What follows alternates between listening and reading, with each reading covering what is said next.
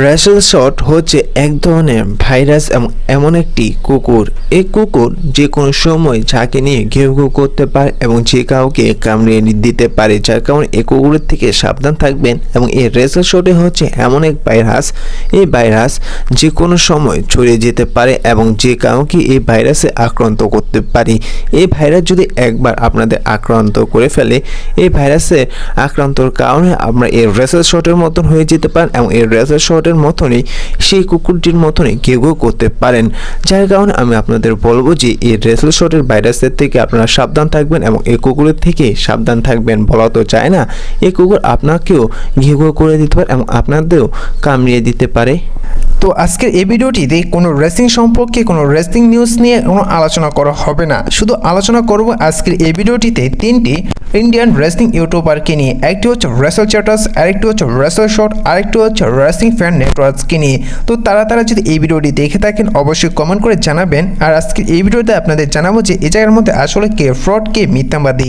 তো বরাবর যারা এই তিনটি চ্যানেলের ভিডিও দেখে থাকেন আপনারা হয়তো রেসেল শটকে লক্ষ্য করে দেখেছেন যে তিনি বরাবর রেসেল চ্যাটার্সকে নিয়ে উল্টাপাল্টা কথা বলে রেসিং ফ্যান নেটওয়ার্কসকে নিয়ে, এমনকি আদার্স ইউটিউব চ্যানেলকে নিয়ে তিনি বরাবর উল্টাপাল্টা কথা বলে থাকেন। এবং রেসেল চ্যাটার্স তিনি স্পন্সর করে বলে রেসেল শট বলে রেসেল চ্যাটার্স তিনি সমস্ত দর্শকদের তিনি বোকা বানাচ্ছেন এবং সমস্ত দর্শকদের টাকা তিনি লুটপাট করে নিচ্ছেন।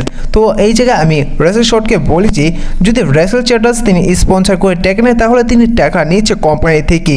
আর রেসেল শট তুমি বর্তমানে এমন একটি কোচ তৈরি করেছো যে জায়গা থেকে তুমি সমস্ত কোচের বাবদ তুমি 50 টাকা করে নিচ্ছ এবং তোমার সাবস্ক্রাইব প্রায় 8 লাখেরও বেশি। এবং সমস্ত দর্শকের মধ্যে থেকে যে তোমার কাছ থেকে কেউ 1 লাখ দর্শক যদি তোমার সে কোচটি কিনে 50 টাকা দিয়ে, তাহলে সে জায়গায় কিন্তু অনেক টাকা আসে।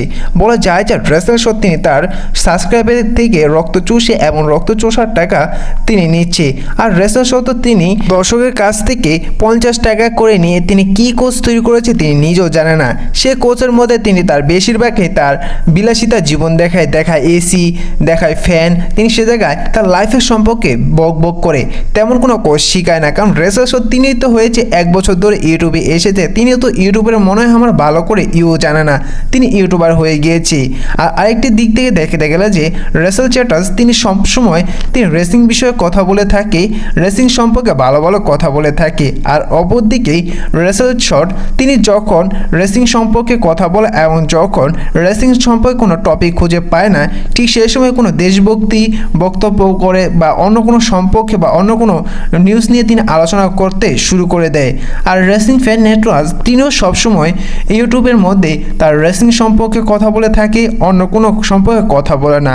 আর রেসেল শট তিনি সবসময় স্পন্সর নিয়ে কথা বলে, তিনি বলে কখনো স্পন্সর করবে না রেসেল চ্যাটার্সের মতন, রেসিং ফ্যান নেটওয়ার্কের মতন তারা স্পন্সর করে তারা সমস্ত সাবস্ক্রাইবদের বোকা বানাচ্ছে, সাবস্ক্রাইবারের সাথে স্ক্যামার করছে।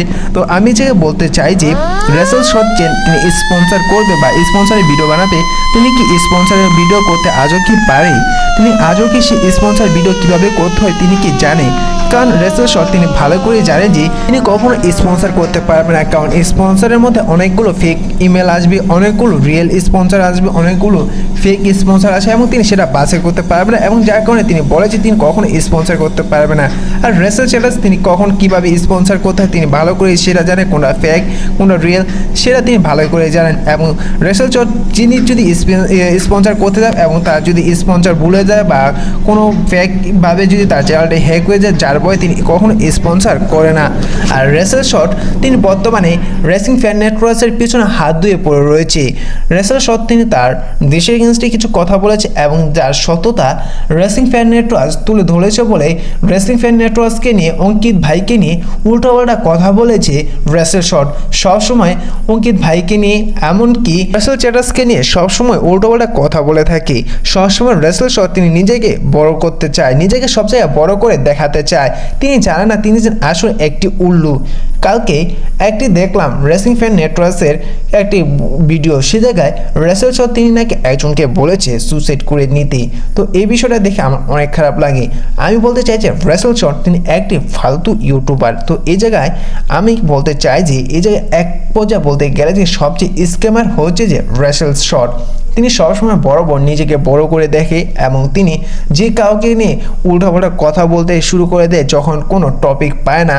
পরবর্তী দিনে রেসেল শটে তিনি পড়ে থাকে রেসেল চ্যাটার্সকে নিয়ে। এমনকি তিনি এও বলেছে যে তিনি রেসেল চ্যাটার্সের সাথে তিনি প্রথম কথা বলেছে, যার কারণে রেসেল চ্যাটার্স উপরে তিনি অনেকটা রেগে রয়েছে। সেই সময় রেসেল চ্যাটার্স তাকে কোনো মেসেজে রিপ্লাই দেখে না, তাকে উল্টাপাল্টা কথা বলেছে। তো আমি জায়গায় বলতে চাই যে রেসিং শট তোমাকেও আমি মেসেজ করেছিলাম এবং তোমার সাথেও আমি চ্যাট করার চেষ্টা করেছিলাম, তুমি আমার না দিয়েছো কোনো মেসেজে রিপ্লাই, তুমি উল্টো আমার সাথেও খারাপ বিহেভ করেছো। তুমি হয়তো আমার সাথে যে কোনো কারণে খারাপ বিহেভ করেছো, সেই একই কারণে হয়তো রেসেল চ্যাটার্স তোমার সাথে সেই খারাপ বিহেভ করেছে। আজ একটা অঙ্কিত ভাইয়ের কথা অর্থাৎ রেসিং ফ্যান নেটওয়ার্কের কথা আমার মনে হয় যে সে একটি কথা সত্যি বলেছে। সে একসময় বলেছে সে বলেছে রেসিং শটের একটি কোনো সমস্যা আছে, তার মাথায় কোনো প্রবলেম আছে। আমার মনে হয় যে আসলে তার মাথায় কোনো প্রবলেম আছে। তিনি যে কোনো সময় যা কাউকে নিয়ে কল আউট করতে শুরু করে দেয়, নিজেকে অনেক বড় বলে মনে করে, তাকে অনেক করে সবাই ভালো করছে। আসল রেসেল শট তিনি সমস্ত সাবস্ক্রাইবদের বোকা বানাচ্ছে। তিনি সবাইকে উল্লু বানিয়ে তিনি এক এক করে সবার কাছ থেকে লুটে নিচ্ছে। তিনি এক এক করে তিনি তার সাবস্ক্রাইবের কাছ থেকে 50 করে টাকা লুটে নিচ্ছে। তিনি কাউকে কিছুই শিখাচ্ছে না। আসলে তিনিও কোনো ইউটিউবের সম্পর্কে কিছুই জানেন না, তিনি টুইটও তো করতে জানেন না। এই বিষয়টা তো তিনি নিজেই বলেছেন, তিনি নাকি টুইটারে টুইটও করতে জানে না। তো এই বিষয়ে আপনাদের কি মনে হয় যে টুইটারে টুইট করতে জানে না, তিনি কি আসলে রেসলিং সম্পর্কে বা ইউটিউব চ্যানেলের সম্পর্কে অনেক কিছুই জানবে? আজ আমি রেসেল চ্যাটার্সের ভিডিও অনেকদিন ধরে দেখছি অনেকদিন ধরে রেসলিং ফ্যান নেটওয়ার্কে তাদের আমি কখনো দেখিনি যে অন্য কাউকে নিয়ে কোলাবোরেশন করতে, অন্য কাউকে নিয়ে উল্টাপাল্টা কথা বলতে। তারা সবসময় তাদের রেসলিং যে নিউজ রয়েছে সে সম্পর্কে কথা বলেছে বরাবর, সে সম্পর্কে ছাড়া আর কোনো কথাই বলেনি। আর রেসেল চ্যাটার্সকে কখনো জবাব করতে দেখিনি যে এত রেসেল শট উল্টাপাল্টা কথা বলেছে, তিনি বরাবর তাদের নিয়েই পড়ে রয়েছে। তো আমার মনে হয় যে কোনো একটি ডাক্তার দেখানো দরকার রেসেল শটের।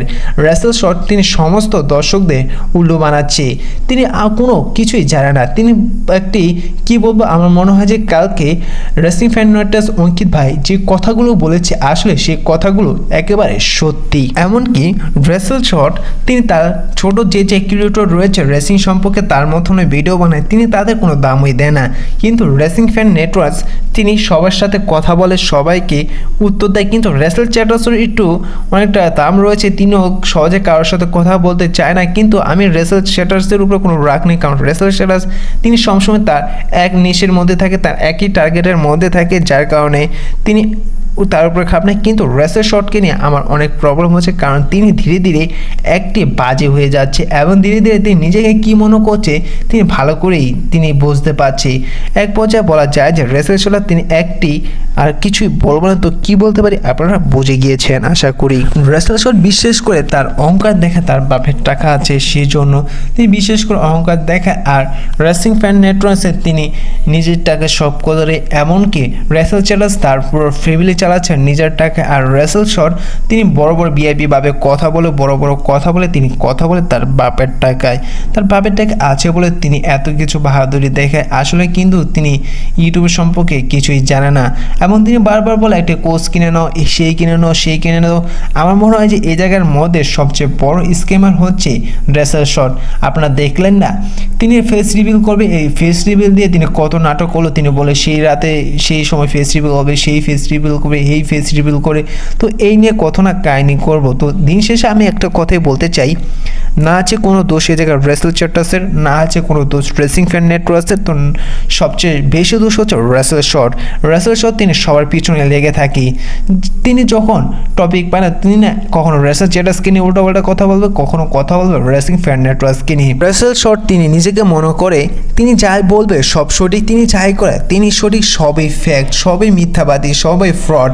যেমন বর্তমানে আপনারা যেমন দেখছেন যে এবার রেসেল শট তিনি যখন তার দেশ নিয়ে উল্টাপাল্টা কথা বলছে এবং এই প্রতিবাদটি যখন রেসিং ফ্যান নেটওয়ার্ক তুলে ধরেছেন, রেসিং ফ্যান নেটওয়ার্ককে নিয়ে উল্টাপাল্টা কথা বলা শুরু করে দিয়েছেন রেসেল শট।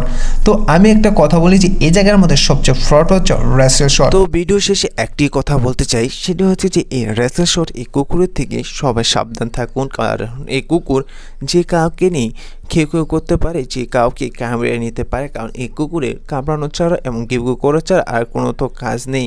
কুকুরের কাজ হলো ঘেউ ঘেউ করা। আমরা জানি চৈত মাসে কুকুর পাগল হয় এবং সে সময় ঘেউ ঘেউ করে এবং যে কাউকে কামড়িয়ে দেয়। কিন্তু এই রেসলেস শর্ট কুকুর হচ্ছে 365 দিনে পাগল থাকে এবং 365 দিনের মধ্যে যে কাউকে কামড়িয়ে দিতে পারে, যার কারণে এই কুকুরের থেকে সবাই সাবধান থাকুন। আর এটি কোনো কুকুর নয়। রেসলেস শর্ট শুধু একটি কুকুর নয়, তিনি একটি বড় ধরনের ভাইরাস। এই ভাইরাসটি যে কাউকে আক্রান্ত করে ফেলতে পারে, যে কাউকে ক্ষতিগ্রস্ত করে ফেলতে পারে এই ভাইরাসটি। এই ভাইরাসে যদি আপনারা একবার আক্রান্ত হয়ে যান, কখনো এই ভাইরাস থেকে সেরে উঠতে পারবেন না। এই ভাইরাসে আক্রান্ত হলেও আপনারা এই রেসলেস শটের মতন কুকুর হয়ে যাবেন, তার মতন ঘেউ ঘেউ করবেন এবং তার মতনও যে কাউকে কামড়িয়ে দিবে। তাই আমি বলবো যে এই রেসলেস শটের কুকুর থেকে এবং এই রেসলেস শটের ভাইরাস থেকে সবাই সাবধান থাকবেন। তো আপনারা এই বিষয়ে কি মনে হয়, আসলে এই জায়গার মধ্যে ফ্রডকে রেসলেস শট নাকি রেসলিং ফ্যান নেটওয়ার্ক নাকি রেসলেস স্ট্যাটাস? তো অবশ্যই কমেন্ট করে জানিয়ে দিবেন।